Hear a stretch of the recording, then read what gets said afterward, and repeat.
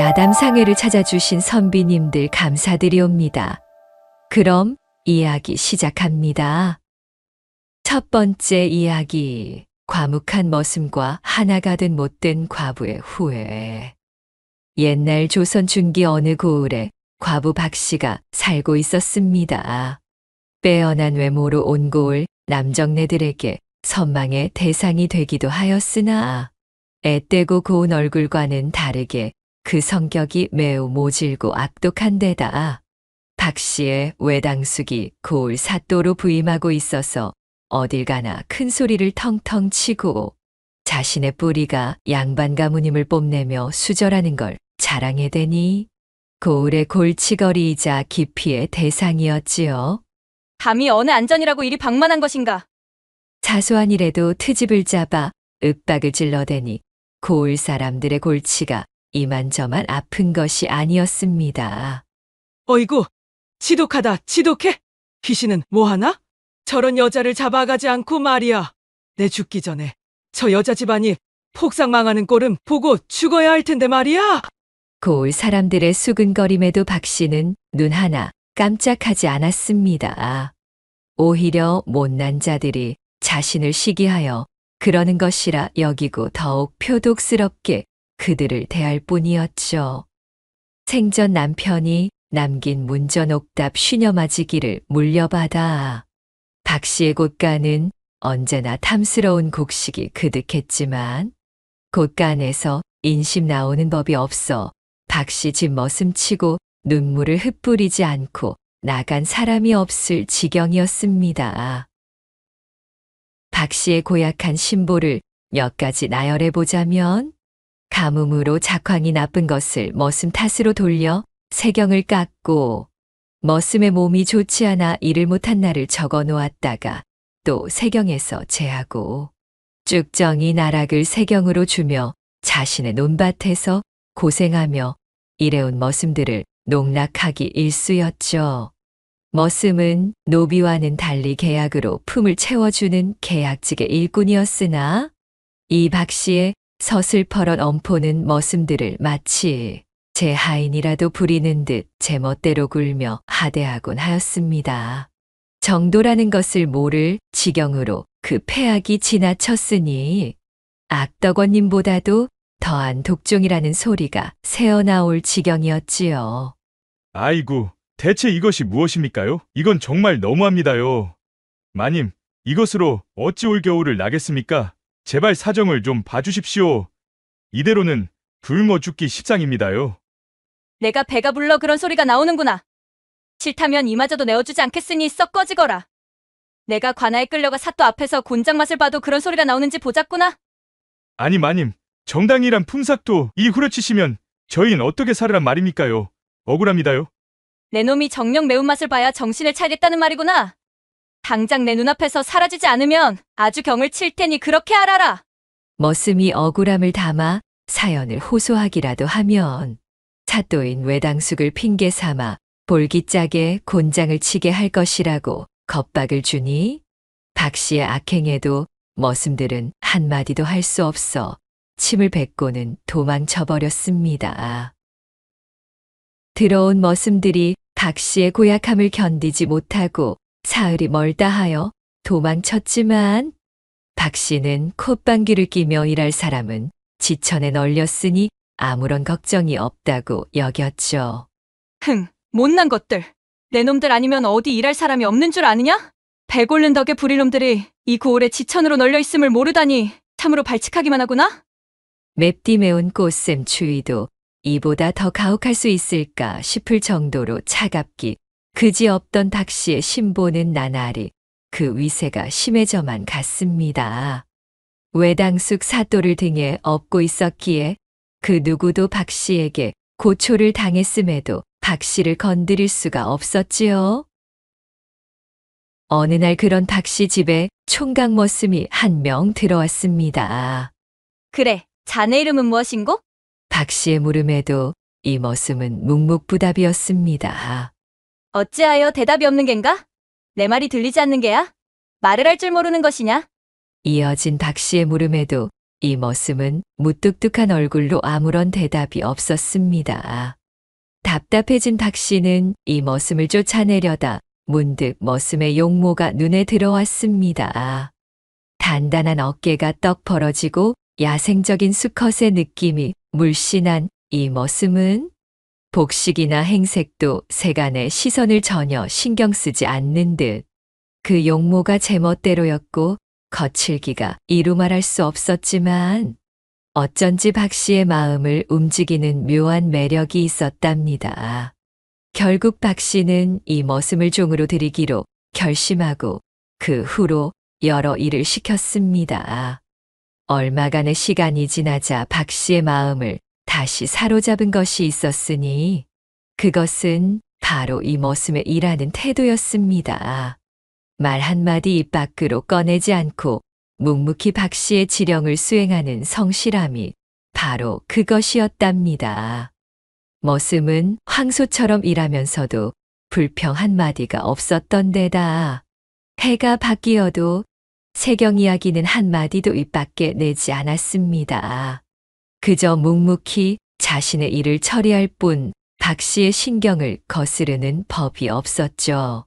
무뚝뚝하고 표정 없는 얼굴이 내심 마음에 걸렸으나 이미 이 머슴이 마음에 들어버린 박 씨에게는 오히려 남자다움으로 느껴졌습니다. 게다가 품삯도 제때 쳐주지 않는데도 도망칠 생각조차 하지 않았으니 아주 싼 값에 부릴 수 있는 실한 머슴이라 이게 웬 떡이냐 싶었지요. 실로 오래간만에 들어온 물건 중에 물건이로구나. 내 이놈을 단단히 빼먹어 곡간을 더욱 풍성하게 불리고야 말리라. 결국 박 씨는 다른 머슴들을 모두 쫓아내고 이 총각 머슴 하나만을 두고 부리기에 이르렀습니다. 그럼에도 혼자 너끈히 그 모든 일들을 처리해내는 것이 대견하기까지 해 끼니마다 풍성하고 배불리 먹이곤 했지요. 그렇게 시간은 하염없이 흐르고 소나기가 쏟아지는 어느 날 오후 산에 나무를 하러 간 머슴이 점심나절 집으로 들어왔습니다. 머슴이 말없이 비가 내리는 하늘을 가리키자 그래, 소나기가 오고 있으니 오늘은 이만 쉬도록 하여라.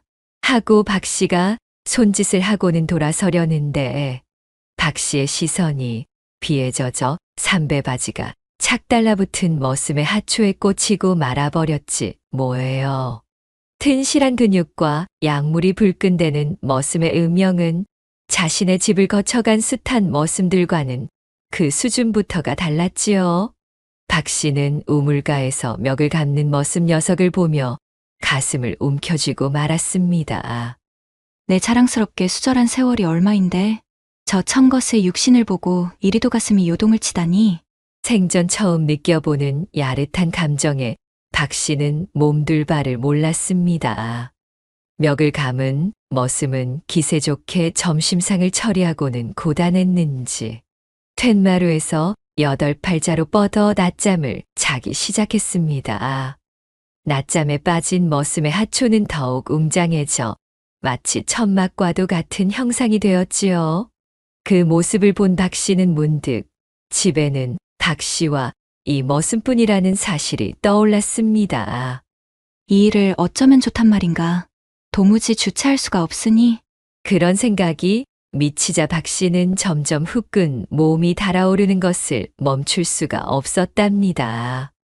오랜 기간 동안 지켜봐온 머슴의 수컷스러움에 이를 악문 채 지나온 밤이 몇 날 며칠인지 헤아릴 수도 없었지요.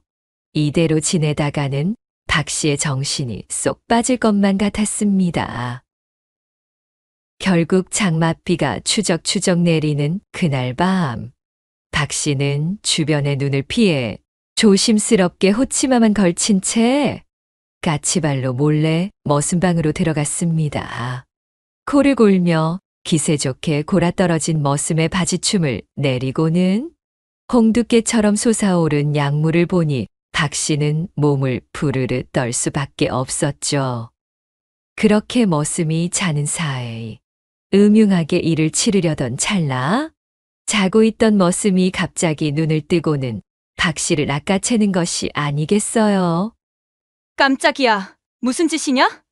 어서 놓거라. 깜짝 놀란 박 씨는 전하려 했지만 바위덩어리 같은 머슴의 힘에 벗어날 수가 없었죠. 머슴은 박 씨를 올라타고는 질풍과도 같은 거사를 시작했습니다. 낙수 소리조차 박 씨의 애다른 교성을 묻어버릴 수는 없었지요. 그렇게 한바탕 폭풍이 지나가자 두 사람은 땀범벅이 되어 가쁜 숨을 몰아쉬며 떨어져 누웠습니다. 그간 수절해온 시간과 노력들이 거짓말처럼 허물어졌을 정도로 머슴의 양기는 걸출했고 박 씨는 이 진맛을 쉬이 포기하고 싶지가 않아졌답니다. 이미 이성을 잃은 박 씨는 머슴을 안방으로 데리고 가 금침 위에서 또다시 살과 뼈를 태웠습니다. 머슴의 전륜함에 넋을 잃은 박 씨가 내는 합궁음이 지천으로 퍼져나가는 통에 야음을 틈타 울던 산새들마저도 지저귀는 것을 멈추는 시간이 한참을 흘렀습니다. 그렇게 역사가 이루어지고 천지가 떠나갈 듯이 극락의 맛을 경험한 박 씨가 까무라친 뒤에 이튿날 아침 안방 금침 위에서 눈을 뜬 박 씨가 자신의 옆에 있던 머슴의 존재를 느끼곤 흠칫 놀랐습니다. 머슴은 이미 잠에서 깨어난 상태로 희죽희죽 웃으며 박 씨를 바라보고 있었는데요. 그 모습을 본 박 씨는 순간 모골이 송연해지는 기분이 들었답니다. 무언가 잘못 끼워진 단추의 척호를 발견했을 때 느껴지는 아차 싶은 마음이었달까요. 아니, 저놈이 어찌하여 저리도 방만한 얼굴로 희죽거리고 있는 것이나. 간밤에 대체 내도 무슨 짓을? 그제서야 정신이 퍼뜩 들게 된 박 씨의 머릿속에 오만 가지 생각이 스쳐 지나가기 시작했습니다. 행여 고을 사람들이 눈치라도 채게 될 것이 두려워진 박 씨가 서둘러 머슴에게 손짓을 하며 말하였지요. 이제 그만 나가서 일을 보거라. 언제까지 이 방에서 죽치고 앉아 농땡이를 부릴 심산이야? 간밤에 일은 긴 말할 필요 없으니 깨끗이 있고 내 본분을 다하면 되는 것이다. 알겠느냐? 박 씨의 말에 능구렁이 같은 미소만 짓던 머슴이 대뜸 입을 열어 말했습니다. 약물이 터지니 내 이제야 말문이 터지는군. 그간 아주 말 한마디 않고 뼈 빠지게 일만 해대느라 내 아주 지독히도 힘들었다는 거 아니겠소? 그래, 하실 말씀은 그것이 전부요? 머슴의 목소리를 들은 박 씨는 그야말로 아연실색하여 소스라치게 놀라고 말았습니다. 그도 그럴 것이 지금껏 머슴은 단 한마디도 입 밖에 낸 적이 없기에 박 씨는 짐짓 이 머슴이 말할 줄을 모르는 자라 여기고 있었기 때문이죠. 박 씨의 놀란 표정은 아랑곳 없이 머슴은 아예 떡하니 방 중앙의 책상에 기대 앉아 잔뜩 거드름을 피우며 말했습니다. 어흠, 간밤에 힘께나 썼더니만 온몸이 찌뿌둥한 것이 나 오늘은 일 못하겠소? 거 가서 실한닭이나 한 마리 골라다가 잡아주시오. 내 몸보신이라도 좀 해야 쓰겠소? 문득 온 고을 사람들 앞에서 자랑스럽게 열여상을 탔던 박 씨는 그만 앞이 캄캄해지고 말았습니다. 필시 말을 하지 못하는 자라 입 밖으로 소문이 나지 않을 것으로 믿어 이를 저지른 것이었는데 말문이 터진 것도 모자라 이렇듯 기세 좋게 주인 행세까지 하다니요.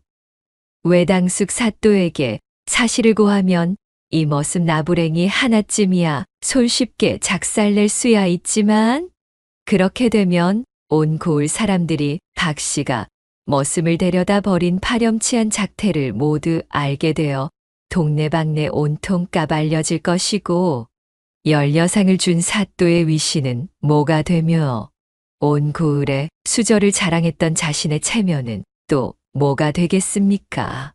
박 씨의 머릿속에서 고을 사람들이 자신에게 쏘는 비난의 화살이 망령처럼 떠다니기 시작했습니다. 이런 상황을 결코 현실로 만들 수는 없는 노릇이었지요. 절대로 있을 수 없는 일이었습니다. 박 씨는 머슴의 태도에 끓어오르는 분과 찰나의 욕정을 이겨내지 못해 가벼이 움직인 자신의 대안분을 함께 삭히며 말했습니다. 알았네. 알았어. 닭 잡아 올릴 테니 조금 기다리시게. 말이 나오지 않을 만큼 뻔뻔하고 능글맞은 머슴의 태도에 주눅이 들어버린 박 씨는 울먹임 가득한 목소리를 낼 수밖엔 없었지요. 그렇게 박 씨가 어쩔 수 없이 차려온 달백숙을 먹고 난 총각 머슴. 저기 말일세. 여보게. 백숙도 먹었으니 이제 그만 나가서 일을 보시게. 오늘도 해야 되는 일들이 산더미처럼 쌓여 있는데 이러면 쓰는가? 박 씨가 사정하듯 타일렀지만 머슴은 능글맞은 표정으로 미동도 하지 않았습니다. 어허, 나는 그런 건 모르겠고 거속이나 차리게 냉수나 한 사발 떠오시오. 뱃속에 느끼한 기름이 들어가니 이거 영 할 맛이 나질 않는구만. 아니 뭐가 어쩌고 어째?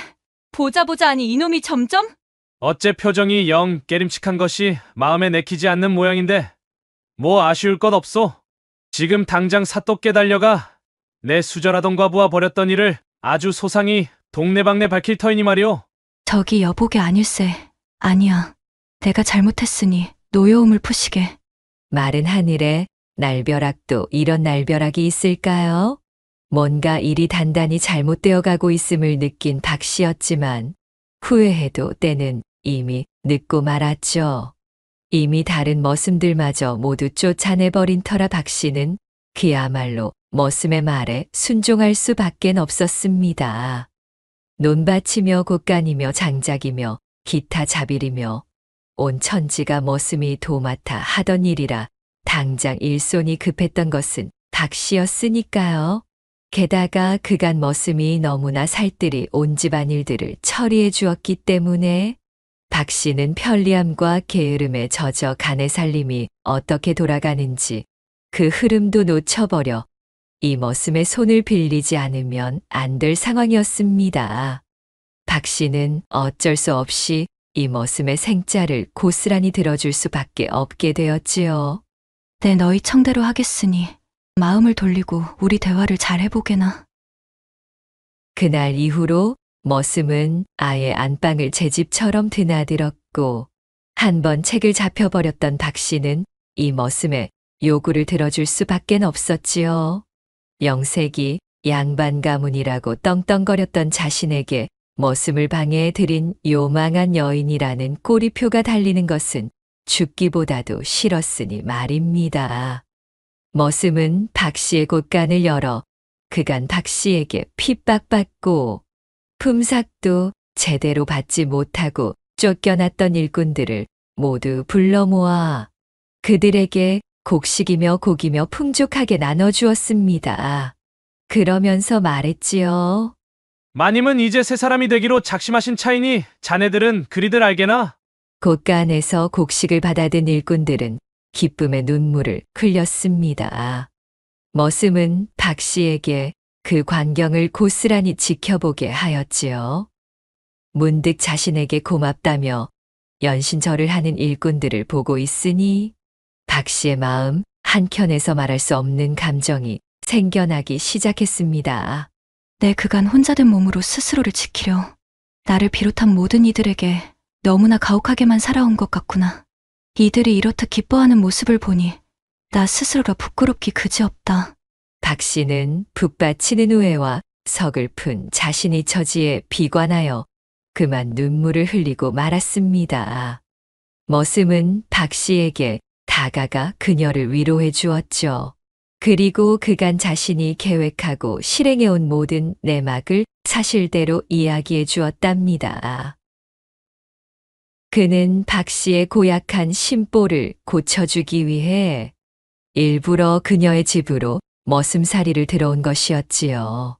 고을 전체에 박 씨의 악행에 대한 소문이 꼬리를 물고 퍼져 있으니 옆고을서 그것을 귀담아 두고 있던 머슴이 호기롭게 나서 자신이 박 씨를 개과천선시켜 보이겠다 자원하고 나섰던 것이었습니다.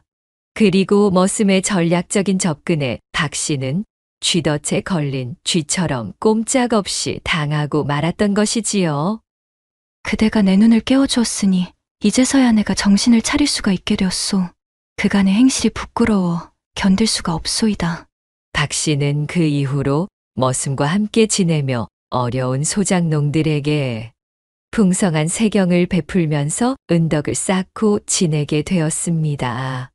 고을에서는 견심하여 새 사람이 된 박 씨에 대한 칭찬이 자자하여 그녀는 진정으로 칭송받는 고을의 유명 인사가 될 수 있었다는 후문이 옵니다.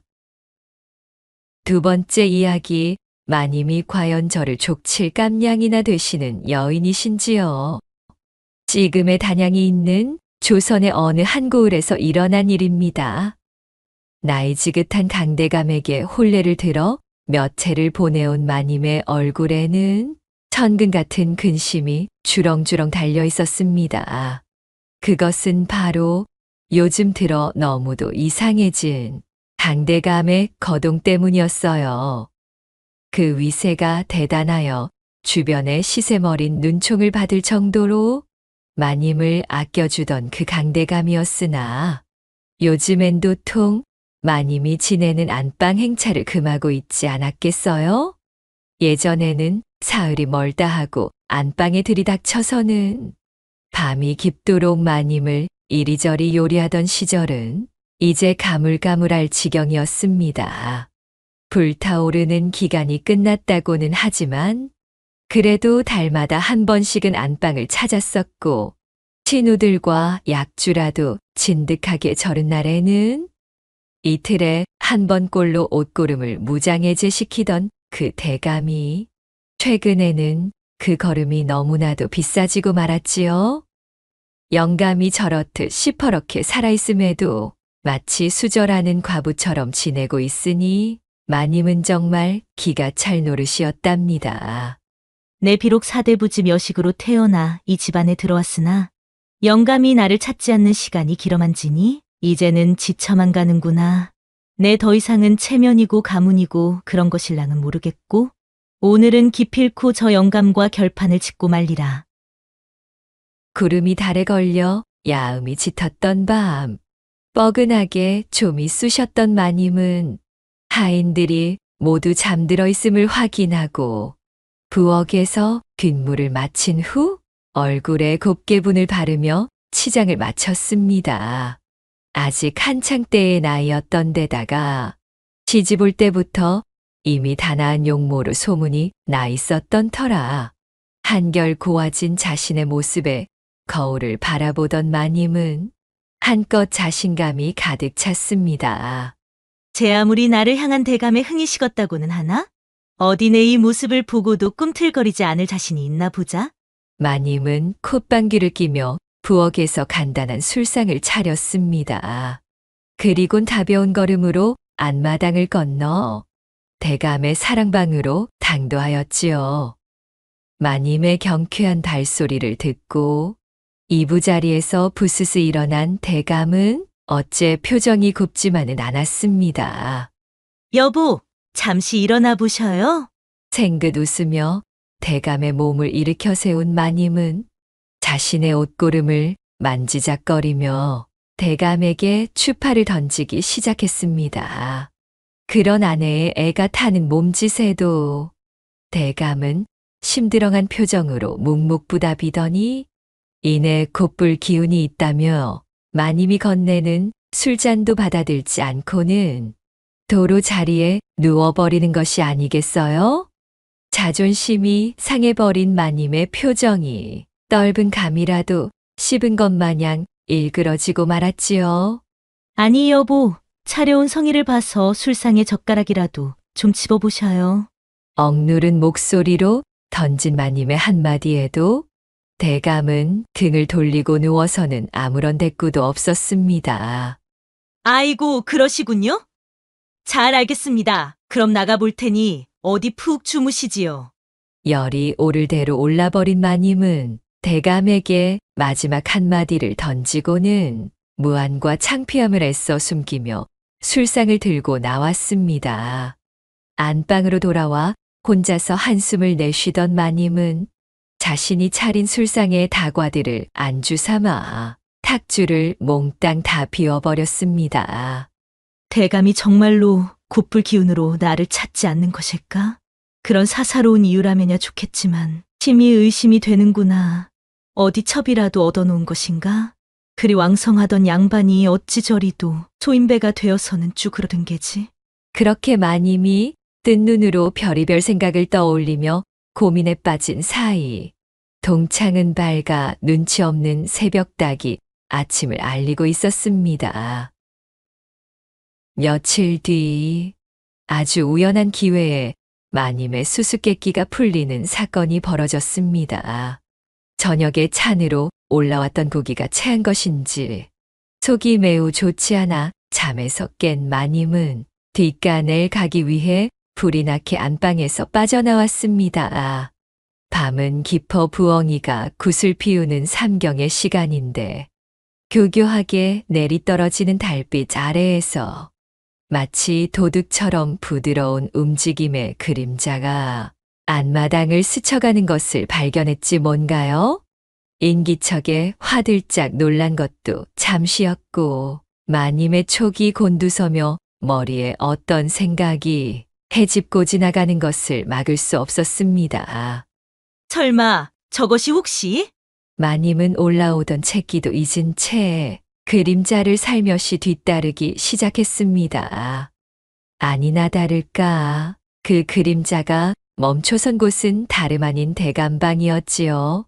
이윽고 그림자에게서 마님도 잘 알고 있던 여성의 목소리가 새어나왔습니다. 대감마님, 부르셨습니까요? 셋내 춘오리가 들었습니다요. 목소리의 주인공은 다름 아닌 마님이 이 집으로 시집 올 적에 본가에서 데려와 여종으로 부리고 있던 춘월이었지요. 춘월이는 마님이 직접 이름까지 지어주며 각별하게 아껴주던 여종이었습니다. 그녀가 눈치 빠르고 일머리가 좋은 점이 마음에 들었던 마님은 깔끔한 비단옷까지 내어주며 하인 그 이상으로 대접하던 아이였지요. 내 아래 것들이 영감의 방으로 왕래하는 것을 눈치로 짐작은 하고 있었다마는 어찌 다른 아이도 아니고 하필 춘월이 저것이란 말이냐? 내 저것에게 얼마나 각별히 정을 쏟아주었거늘. 마님은 참을 수 없는 분노에 치를 떨면서도 대감방으로 더욱 가까이 다가갔습니다. 마님이 밖에서 쫑긋 귀를 세웠더니 대감방으로 들어간 지 얼마 되지도 않은 춘월이가 벌써부터 질펀하게 젖어 잔뜩 흥이 오른 비음이 더욱 크게 새어나오는 것이 아니겠어요. 맙소사, 세상에 믿을 사람 하나 없다더니 춘월이 저 맹랑한 것이 나 모르게 대감방에 드나들었다. 이 말이렸다? 내 이것을 어떻게 요절내야 속이 풀린다? 어쩐지 요즘 들어 춘월이의 둔부에 두툼이 육덕이 오르고 그 눈웃음에도 새끼가 바짝 올라서는 하인들이 춘월이만 지나가면 모두들 마른 침을 꿀꺽꿀꺽 삼키며 쳐다보는 것이 든든한 뒷배에 붙어먹어 음기를 바짝 풍겨대던 덕분이었음을 깨달은 마님이 이제야 모든 것이 이해된다는 듯 지난 날을 회상해 보았지요. 요 근래 아주 기세가 긍등하여서는 마님이 지시하는 일을 듣는 듯 마는 듯 건성으로 처리하던 모습들이 불현듯 떠올랐습니다. 그 당시에는 미처 눈치채지 못했지만 막상 이유를 알게 되니 아주 괘씸함이 물밀듯이 밀려오는 마님이었답니다. 게다가 마님은 방 너머로 들려오는 대감의 팔팔함에 더욱 마음을 다치고 말았습니다. 일전에 술상을 차려들고 대감의 방에 들어갔을 때 비실거리며 곧불 핑계를 대던 그 대감과 같은 사람인 것이 맞나 싶을 정도로 방 안의 열기와 기세가 아주 말도 하지 못했으니까요. 대감과 춘월이는 그야말로 약물과 옥문을 가루라도 내려는 듯 춘정을 가득 실은 절구질로 폭포수를 쏟아내고 있었지요. 마님은 지금 당장이라도 방 안으로 쫓아 들어가서는 손에 집히는 것은 죄다 집어던지며 사달을 내고 싶었습니다. 그러나 부르르 떨리는 주먹을 쥐는 것도 잠시 점잖은 양반 체면에 그야말로 새파란 하녀와 투기로 싸울 수도 없었습니다. 그간 지켜온 위엄의 세월이 얼마인데 이 야심한 시각에 집안의 하인들에게 추태를 보일 수야 없는 노릇이었으니까요. 부글부글 속만 끓이고 있던 마님은 일단은 발걸음을 돌려 자신의 방 안으로 들어왔습니다. 그날 이후로 마님은 밤이 찾아오면 잠도 자지 않고서는 대감방을 향해 귀를 기울이며 춘월의 동향을 살피기 시작했어요. 허나 요망하게도 마님이 촉을 바짝 세우는 날에는 춘월이 역시 제 방에서 꼼짝도 하지 않았지요. 참으로 여간내기가 아니었습니다. 그렇게 현장을 잡아내지 못해 발만 동동 구르던 어느 날 대감이 참나무가 잔뜩 우거진 고갯길을 넘나드는 지인의 잔칫집에 다녀왔지요. 오밤중에 돌아온 대감은 긴 여정에 지친 기색이었지요. 여보, 다녀오셨어요? 무척 피곤하시지요? 금방 들어가 다리라도 주물러 드리겠어요. 대감은 마당으로 자신을 마중 나온 마님에게 대뜸 이렇게 말하는 것이었습니다. 그렇소이다, 부인. 꽤 고단한 여정이었소이다. 그러니까 임자가 들어올 필요는 없이 춘월이나 좀 내 방으로 보내주시오. 아니, 뭐요? 그 말을 들은 마님은 신보가 뒤틀리고 말았지만 그렇다고 때를 쓰며 춘월이를 들여보내지 않을 수는 없었습니다. 마님이 벌개진 얼굴로 제 집 하인들에게 춘월이를 불러오라 이르자 곧이어 마님의 앞에 당도한 춘월의 표정이 아주 기가 찰 노릇이었답니다. 춘월이는 이제 더 이상 자신의 몸종이었던 모습을 찾아볼 수 없었습니다. 아나무인의 태도가 오만방자하기 짝이 없었지요. 하늘 위로 고개를 떳떳이 쳐들고서는 큼지막한 발걸음으로 마치 마님에게 보란 듯이 대감방으로 기세 좋게 들어가 쾅하고 문을 닫는 것이 아니겠어요? 그 방자한 태도에 화가 머리끝까지 뻗어버린 마님이 까치발을 하고서는 대감의 방문에다 귀를 대고 소리를 엿들으려 하는 찰나였습니다. 닫혔던 문이 세차게 열리면서 춘월이가 고개를 쑥 내밀고는 소리쳤습니다. 구질구질하게 밖에서 그러지 마시고 안에 들어와서 지키고 계시지 그러셔요? 뭐가 어쩌고 어째? 얼굴이 벌겋게 달아오른 마님이 춘월이를 잡아채 그 자리에서 족치려는 순간 대감의 방에서 헛기침 소리가 들려왔습니다. 그 소리를 들은 마님은 결국 제분도 채 풀지 못하고 본인의 방으로 돌아와 애꿎은 냉수만 들이킬 수밖에 없었습니다. 이제는 아내인 자신을 두고 한눈을 파는 대감보다도 춘월이 맹랑한 것이 보여주는 작금의 행태에 더 화가 치밀어 오르고 있었지요. 내 춘월이 저 불효시 같은 망할 것을 어떻게 다스린다? 아주 속에서 천불이 끓다 못해서 복장이 터질 노릇이구나. 감히 저것이 어찌 안방마님인 내게. 그날 밤 마님은 이를 부득부득 깔며 솟아오르는 화에 잠을 이룰 수가 없었습니다. 춘월이 이 아둔한 거사. 네가 이젠 옳게 하는 일이 없구나? 밥이 어찌 이리 질게 된 것이냐? 반찬에 간은 또 어떻단 말이야? 이게 반찬인지 소금절임인지 내 분간이 가지를 않는구나. 그날 이후로 춘월을 향한 마님의 맹공이 시작됐습니다. 춘월이의 행동거지 하나하나에 시비를 걸어 사사건건 딴지를 놓아대곤 하였지요. 너는 도대체 제대로 하는 게 없는 아이구나? 당돌한 표정으로 마님의 투정을 한 귀로 흘려보내던 춘월이 표독스럽게 뱀눈을 뜨고는 반격해왔습니다. 아이고, 그러십니까요? 대관절제가 마님보다 못하는 것이 뭐가 있다고 이 소란을 떨고 계신지요. 대감 어른도 그러셨는 걸 말입니다. 이 말에 놀란 마님이 춘월에게 물었습니다. 뭐야? 대감이 뭐라 이르셨다고? 마님의 당황한 표정을 본 춘월이 더욱 신이 나 방자한 입놀림을 멈추지 않고 쏘아올렸습니다. 대감어른께선 바느질을 하는 모양새도 제가 더 낫고 음식지에 올리는 솜씨 또한 제가 훨씬 낫다고 하지 뭡니까요? 어디 그뿐인 줄 아셔요? 대감어른께서 말씀하시길 이불 속 요분질도 제 쪽이 훨씬 더 빼어나다 하셨습니다요. 동구 밖에 우두커니 서 있는 나무 정승도 마님보다는 유연할 것이라고도 하셨지요.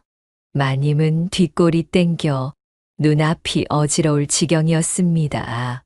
그것이 사실이든 아니든 자신이 몸종으로 부리고 있던 맹랑한 하녀가 촉새처럼 내지르는 말이 마님의 가슴을 후비고 있었습니다. 눈앞이 핑핑 도느라 입만 벙긋거리며 제대로 반격하지 못한 마님에게 춘월이 희죽희죽 웃으며 소리쳤습니다. 막새도 밤마다 어찌나 제 칭찬을 하던지요. 대감마님만 맛보시기에는 아까울 지경이라고 입에 침이 마르도록 칭찬하던걸요. 뭐라? 누구? 방금 막새라고 하였느냐?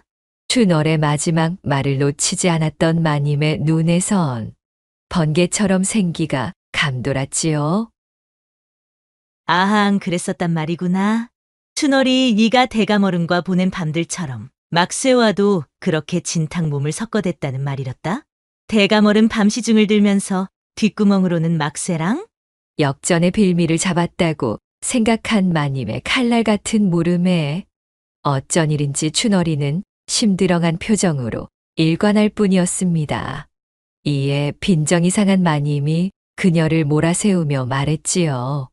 내 당장 대감어른께 이 사실을 구하여 어디 그 이후로도 대감이 너를 예뻐하시는지 두고 보자꾸나.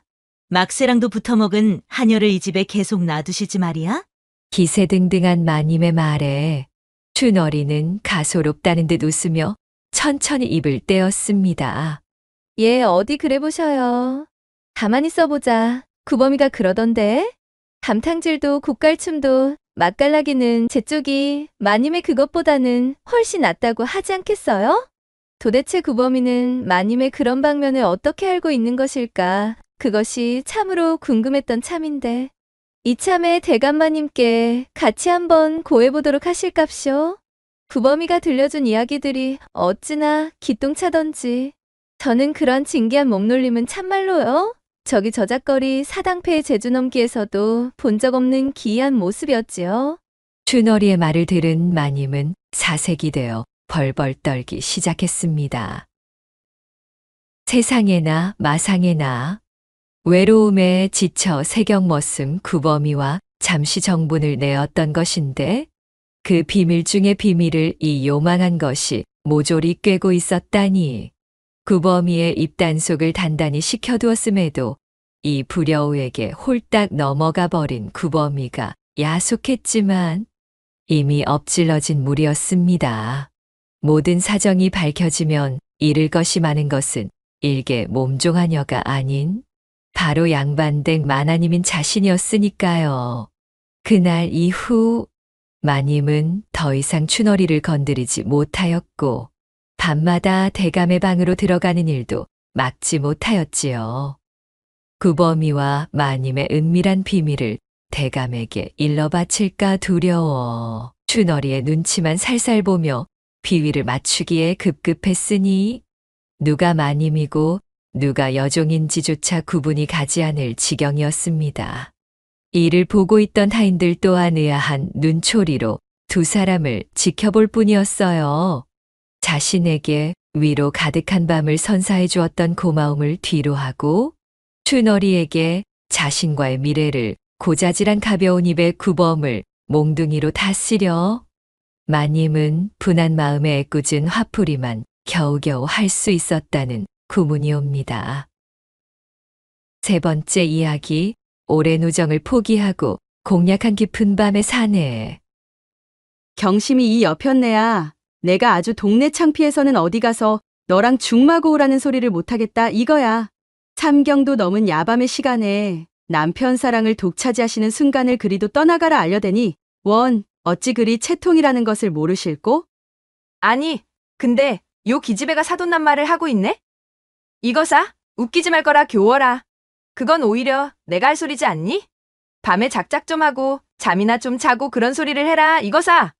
너야말로 밤마다 너무 시달리는 통에 온 고을에 깨를 볶는 냄새가 퍼져 참새들도 우리 고을을 떠나지 못한다는 소리도 못 들었니?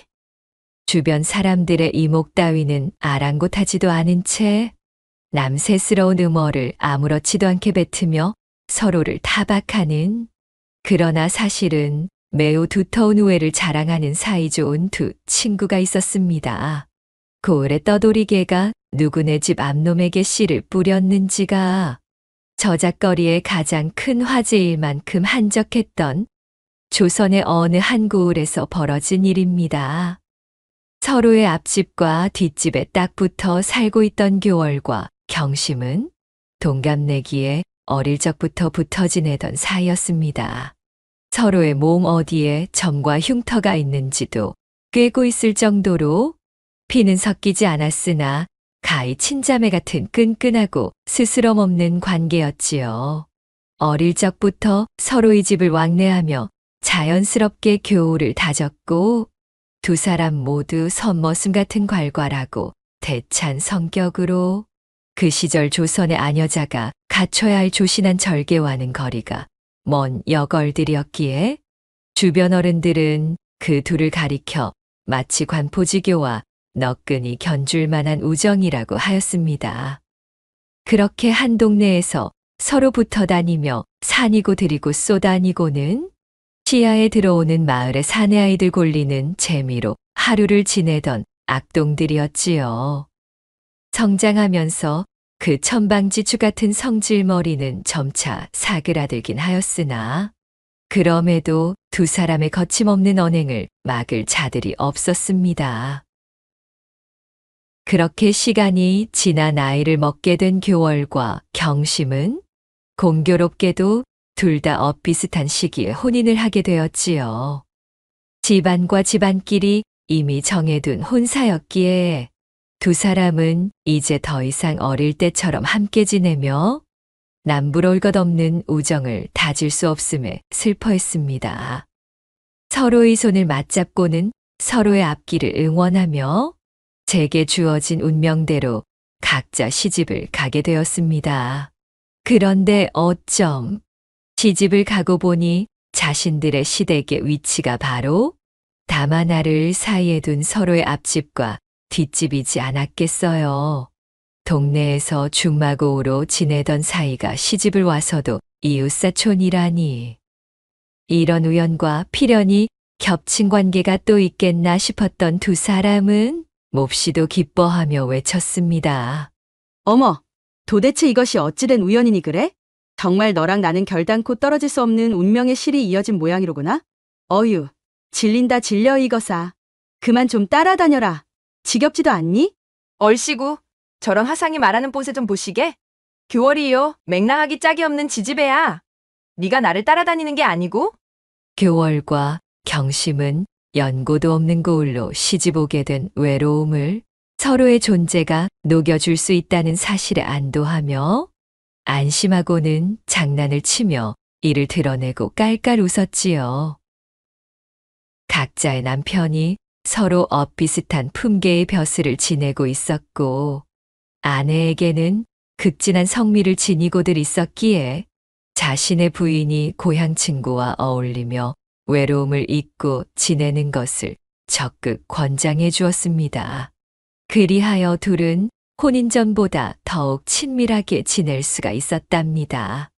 교월과 경심은 서로 짬이 날 때마다 다과상을 차려놓고 붙어 앉아 남편과 함께 치룬 많은 밤들에 대한 춘담을 이야기하며 즐겁게 담소꽃을 피우곤 했습니다.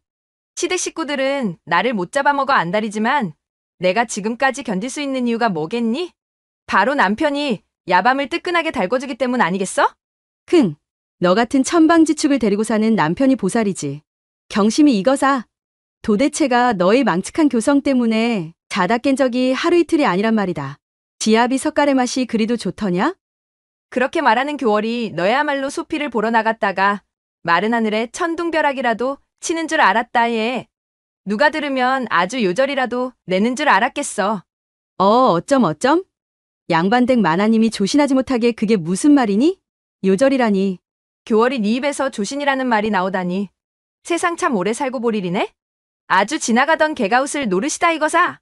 이렇듯 두 사람은 만나기만 하면 양반댁 안방마님의 체면도 잊은 채 서로 깔깔대는 낯으로 진득한 농을 나누며 지내는 것이었습니다. 그렇게 두 사람이 함께하며 즐거웠던 시간이 흐르고 몇 해가 지나가자 견고하던 이 두 사람의 우정에도 조금씩 실금이 가기 시작하는 일이 벌어지게 되었어요. 간밤에 꿈자리가 뒤숭숭했던 교월은 눈을 뜨자마자 속이 타들어가는 것만 같았습니다. 어찌 이런 흉하디흉한 꿈을 다 꾼단 말인가? 사실 교월에게는 진작부터 말 못할 고민이 있었답니다. 혼인 이후로 부부의 금슬은 장안의 으뜸이었지만 교월 내 부부에게는 도통 후사가 들어서질 않았습니다. 조선 팔도에서 태기에 좋다는 약은 다 써보고 은밀하게 구한 음서에 쓰인 대로 각종 몸의 자세들을 다 동원하여 기이한 운우지정을 모조리 치러보았지만 교월에게는 도통 산기가 찾아오지 않았지요. 교월의 남편은 이 또한 하늘의 뜻이니 낙심 말고 여유를 가져보자 하며 웃었지만 아이가 간절했던 교월은 그 실망감이 너무나 컸습니다. 게다가 엇비슷한 시기에 혼인하였던 윗집의 경심은 벌써 자식들이 셋이라 집안에 웃음이 끊이질 않았지요. 교월은 줄곧 그런 경심이 너무나 부러웠습니다. 외모로 보나, 넘치는 춘심으로 보나, 이부자리 정의 크기로 보나, 자신이 결코 경심에게 뒤지지 않는다 생각하며 지냈는데 저렇듯 쉽게 순산하는 경심과 달리 자신에게는 단 한 번의 입덧조차 찾아오지 않음이 야속하여 밤마다 눈물을 훔치곤 하였지요. 그렇다고 남편이 시덥지 않았느냐 하면 그것도 아닌 것이 그 전륜한 위세라면 어디에 내놓아도 부족함이 없었으니 더욱 귀신이 곡할 노릇이었습니다. 윗집에서 경심의 아이들이 장난을 치며 떠들썩하게 노는 소리가 교월의 귓가를 간지럽혔습니다. 내 전생에 무슨 죄를 지어 이리도 박복한지 참으로 하늘도 야속하기만 하구나. 천지신명이시여 밤마다 올리는 이 교월의 기도를 정녕 들어줄 생각이 없으시단 말입니까? 아이 하나 점지해주는 것이 그리도 허락하시기 힘든 일이냔 말입니다. 교월은 담벼락 너머로 경심의 아이들을 훔쳐보며 부러움과 근심 가득한 얼굴이 되었습니다. 그렇게 야속한 시간은 흐르고 흘러 어느덧 대명절인 설이 다가왔습니다. 교월네와 경심네는 함께 만나 고을에 열린 명절장을 보러 나갔지요. 시끌벅적한 장터에 들어서니 경심네가 아이들의 신발도 고르고 아이들이 장난을 치며 뚫어놓은 창호문을 덧발라 수선하기 위한 창호지를 사며 아이들에게 훈계하는 모습이 교월은 그저 부러울 수밖에 없었습니다. 아이들의 정신없는 소란 속에서도 그것이 마냥 행복해 보이기만 하였지요. 교월의 남편이 교월에게 지극하여 늘 사랑을 받으며 지내고는 있지만 교월의 마음 한구석이 허한 것은 어쩌지 못했으니까요. 그렇게 한바탕 시끌벅적한 장보기가 끝이 나고 해가 지는 저녁이 되어 각자의 집으로 돌아가는 길. 경심이네 아이들은 경심의 보따리를 나눠 들고서 떠들썩하게 자기 꽃가신을 신어보고 웃으며 야단이었으나 그 반면 교월의 집은 적막하기가 말도 하지 못했지요. 불현듯 서글퍼진 교월은 구멍 하나 없는 자기 집 창호문에 손가락으로 구멍을 내며 중얼거렸습니다.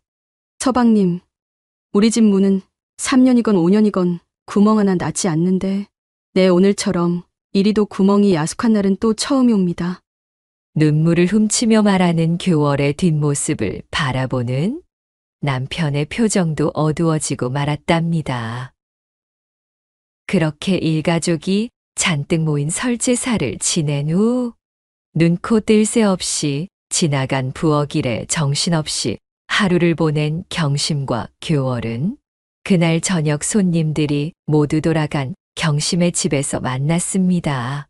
친척들 술상을 차리랴 주막으로 몰려간 남정네들 뒤치다거리에 작신이 녹아내린 둘은 단꿀 같은 휴식을 즐기며 뒷방에서 여자들끼리 술 한 잔을 나누고 있었지요. 그렇게 서로 이야기 꽃을 피우던 중 아까부터 무언가를 고민하듯 움찔거리던 교월이 얼큰하게 올라온 취기를 빌미로 결심한 듯 경심의 손을 덥석 잡고는 울먹이며 애원하듯 말했습니다. 경심아, 부디 지금부터 하는 내 말을 일절 오해 없이 들어다오. 제발 내 청을 뿌리치지 말아주렴. 평소와는 너무도 다른 제 친구의 모습에 경심은 바짝 긴장하여 입맛을 다시고는 물었습니다. 아니, 교월아. 왜 그러는 거니? 대체 무슨 일인 게야? 교월이 내가 하는 부탁이라면 내 죽는 거 빼고는 몽땅 들어줄 용의가 있으니까 어서 말해봐. 친구 좋다는 것이 뭐겠니? 그러자 그 말에 용기를 얻은 듯한 교월이 경심에게 다가와 그녀의 귀에다 대고 조심스럽게 몇 마디를 속삭였습니다. 뭐? 뭐가 어쩌고 어째? 교월의 귓속말을 들은 경심의 낯빛이 대번에 흑색이 되어 화들짝 뒤로 낮아빠지며 손사래를 치고 말았습니다. 너 미쳤니? 예. 너 아주 단단히 미쳤구나? 그건 안 될 일이야. 절대로 안 돼. 그런 경심을 힘없이 바라보며 교월은 더욱 울상이 되어 말했습니다. 경심이 이 사람아, 내가 가벼이 생각하여 허투루 하는 말이 아니란다. 이것이 하루 이틀에 나온 생각이겠니? 정신이 나간 소리라는 것은 알지만 내 오죽이나 답답하고 먹먹하면 천하의 친구인 경심이 너에게 이런 미친 소리를 다 하겠니? 이 일은 하늘과 우리 둘만 아는 비밀로 붙일 터이니 불쌍한 나를 봐서라도 경심이 네가 제발 한 번만 눈을 감아다오. 제발 부탁이란다. 교월은 경심 앞에 무릎까지 꿇어가며 그녀에게 통사정을 했습니다. 경심은 몹시 난처한 얼굴로 그런 교월을 바라보다 연거푸 탁배기를 거칠게 들이키고는 깊이 한숨을 내쉬었습니다. 정녕 내 마음이 그러한 게니? 일지를 정한 거야? 다시 말하겠지만 이 일은 하늘이 용서하지 않을 수도 있다는 것쯤은 교월이 너도 잘 알고 있는 게지?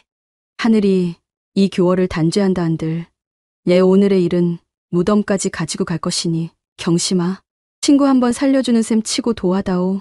어느덧 밤은 깊어 삼경이 되었고 경심은 결국 애절하기가 이루 말할 수 없는 채 단짝 교월의 청을 물리치지 못하여 힘없이 고개를 끄덕이고는 자리에 드러눕고 말았지요.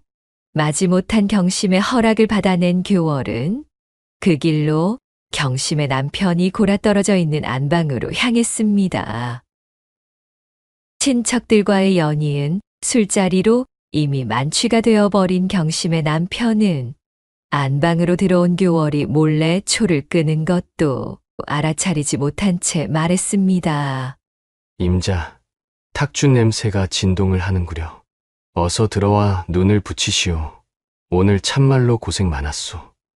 안방으로 들어온 사람이 당연히 자신의 아내인 경심이라고 생각했던 것입니다. 잠결에 드문드문 중얼거린 남편은 그 말을 끝으로 다시 우렁차게 코를 골며 잠이 들었습니다. 그렇게 초를 끄고 칠흑처럼 어두워진 안방에서 교월은 줄곧 작심해왔던 일을 치러내기 시작했습니다. 분명 천벌을 받을 것이 틀림없구나. 허나 하늘이 노하신다 하여도 내 의지를 꺾을 수는 없을 것이었다. 교월은 다시 한번 눈을 질끈 감고 독한 마음을 다잡고는 경심의 남편에게 다가서 고쟁이를 집어던지고는 재빠르게 일을 마무리하기 시작했습니다. 그렇게 영겁 같기만 하던 시간이 흐르고 옷매무새를 매만지며 조심스럽게 안방에서 나온 교월. 저기 경심아, 고맙고 또 고마우면서도 얘 얼굴을 마주할 면목이 없구나. 오늘 일어난 일은 관에 들어가는 순간까지도 함구할 테니 너무 심려치 말고 어서 들어가 보려무나. 비밀 유지만큼은 반드시 약조할 테니 걱정 말렴. 초조한 얼굴로 밖에서 기다리고 있던 경심에게 두서없이 이야기한 그녀는 경심을 향해 꾸벅절을 하고는 자신의 집으로 돌아갔지요. 경심은 땅이 꺼져라 한숨을 쉬면서 저 멀리 사라져가는 교월의 뒷모습을 바라보다 폐부 깊숙이 무거운 한숨을 내쉬며 고개를 젓고는 아무것도 모르고 있을 남편이 자고 있는 안방으로 들어갔습니다. 교월과 경심, 그리고 하늘만이 아는 비밀이 생긴 날 이후 벼가 익기도 전에 교월에게 입덧이 찾아오더니 추수가 끝날 즈음에는 순산하여 그렇게 고대하던 아이를 맞이하게 되었습니다. 교월과 교월의 남편은 감격에 겨워 대성통곡을 하며 부부를 찾아온 보물 같은 아이를 맞이하였지요. 교월의 남편은 교월을 껴안으며 그간 고생 많았다 말해주었고, 그런 남편을 보며 교월은 엄청난 죄책감이 찾아왔지만 자신이 순산한 아이를 보자 곧 그 감정은 기쁨으로 바뀌었지요. 교월의 아들 필백은 해가 갈수록 무럭무럭 자랐답니다. 영특하기가 말도 못해서는 신언서판이 매우 뛰어나 장차 크게 될 것이라 여기는 사람들도 있었지요. 자기 집 마당에서 요란하게 뛰어노는 그런 필백을 담벼락 너머로 물끄러미 바라보고 있는 여인이 있었으니 바로 경심이었습니다.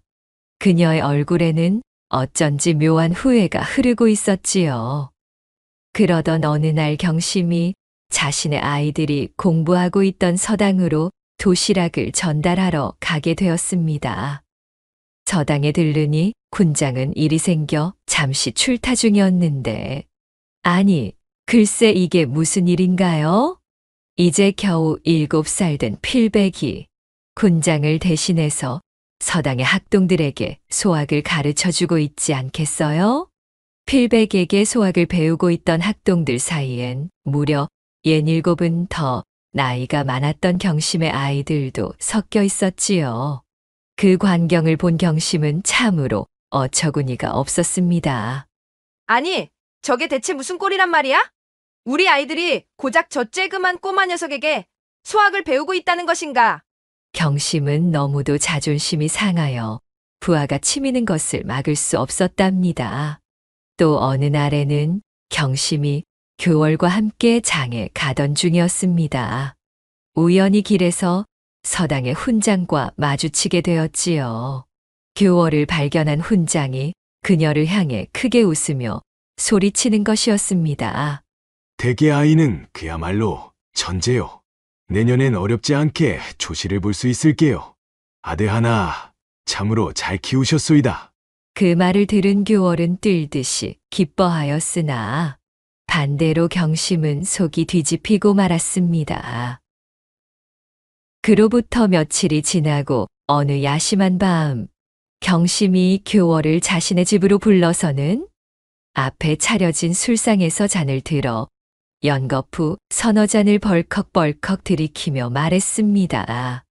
교월아, 아무리 생각해도 안 되겠단다. 이제 그만 아이를 돌려줘. 아니, 경심아, 갑자기 그게 무슨 소리니? 아이라니? 아무리 생각하여도 아이를 돌려받아야겠다. 경심이 단호하게 던진 한마디가 교월의 가슴에 비수처럼 날아와 박혔습니다.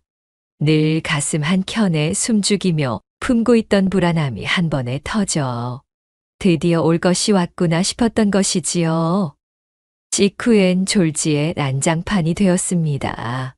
고성이 오가며 멱살잡이를 하기도 했고 밤이 새도록 말다툼을 벌이다가 서로의 머리끄덩이까지 부여잡고는 마당에서 구르니 그 꼴을 본 남편들이 달려와 겨우 교월과 경심을 뜯어말렸습니다.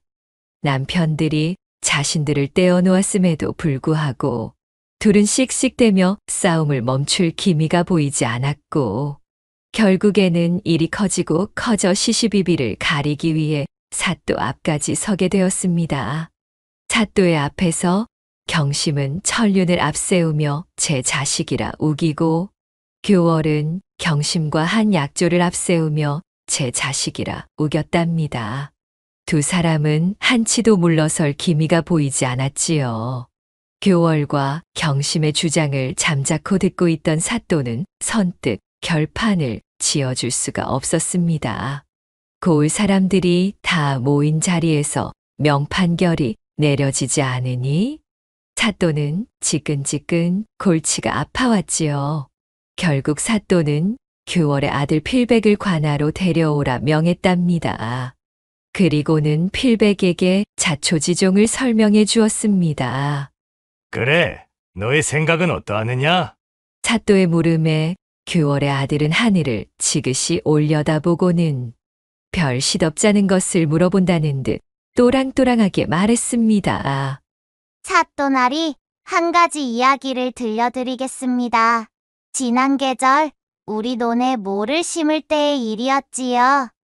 경심 아주머니 댁에 심을 모가 모자라 우리 집 남는 모를 얻어가서 심었던 일이 있습니다.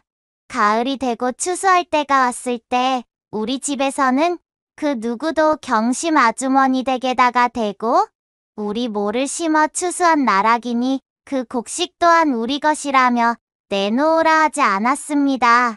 제가 하고 싶은 말은 여기까지랍니다.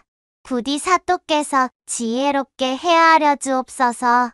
아이의 말이 끝나자마자 사또는 무릎을 탁 치며 큰 소리로 고했습니다. 이 아이의 영특한 지혜가 본 사또의 지혜보다도 밝구나. 판결을 내겠느니라. 경심은 듣거라. 앞으로 2번 다시 교월에게 그런 억지를 부린다면 그때에는 관하로 끌려와 곤장형을 맛보게 할 것이니 그리 알고 썩 물러가도록 하라. 그리고 교월은 이 아이를 반드시 훌륭하게 보살피어 장차 이 나라를 빛낼 인재로 기울였다. 사또의 판결이 내려지자 교월은 기쁨의 눈물을 흘리며 자신의 아들을 껴안았습니다. 어머니, 그만 우셔요. 그만 우시고 채비를 하세요. 어서 집으로 돌아갑시다. 그리하여 송사를 마치고 씩씩한 제 아들의 손을 잡고 집으로 향하는 교월의 눈에서는 도착하는 순간까지도 눈물이 마르지 않았다는 후문이 옵니다. 구독과 좋아요, 댓글로 야담상회를 응원해 주셔요. 시청해 주셔서 참으로 감사하옵니다.